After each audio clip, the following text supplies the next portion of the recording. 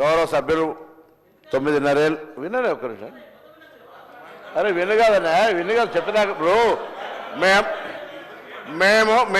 మేము sub committee చైర్మన్గా ప్రజల ముందు ఉంచినాము. దానికి న్యాయపరంగా శాసనసభలో ప్రజాస్వామిక విలువలుగానే శాసనసభలో ప్రభుత్వం తరఫున పెట్టినాము. మీరు ఇట్లప్పుడన్నా మీరు వెబ్సైట్లో పెట్టామని చెప్పి మీరు ఊరికేనే మాట్లాడదు. ఎవరికైనా వెబ్సైట్లో అందుబాటులో ఉండని ఆ ప్రభుత్వం మీరు దాని తదుపరి లేకపోతే ప్రభుత్వం ఆనాడు ఉన్న అధికారులు ఇవ్వాలని ఉన్న అధికారులు కదా స్టేట్మెంట్ ఇప్పేది. ఎప్పుడైనా ఎస్కేఎస్ సర్వే పబ్లిక్ డొమైన్లో చట్టబద్ధత కలిగి ఉండేనా దాని గురించి మాట్లాడేటువంటి సందర్భం అవసరం లేదా? 2011 జనగణన ఆనాడు బీసీలది లేదు. బీసీలకు సంబంధించిన జనగణన చేయాలని అందరి ఆలోచన జరిగింది.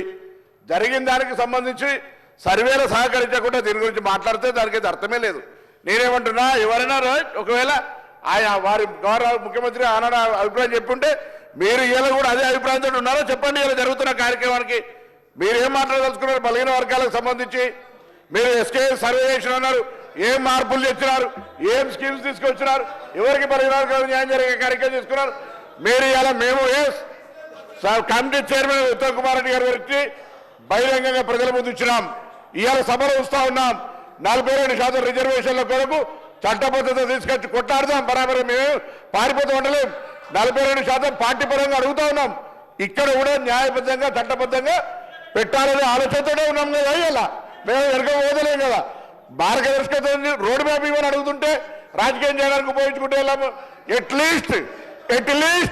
ఎట్లీస్ట్ బీసీల ఇష్యూ కట్టినప్పటికీ రాజకీయం పక్కన పెట్టి చారిత్రాత్మకంగా వచ్చినటువంటి సర్వే మార్గదర్శకత్వాన్ని చూపెట్టండి. బలహీన వర్గాలకు రోడ్ మ్యాప్ ఇచ్చే విధంగా రాజకీయ పార్టీలు వ్యవహారం చేయాలని ఆకాంక్షిస్తాం అధ్యక్షుడు.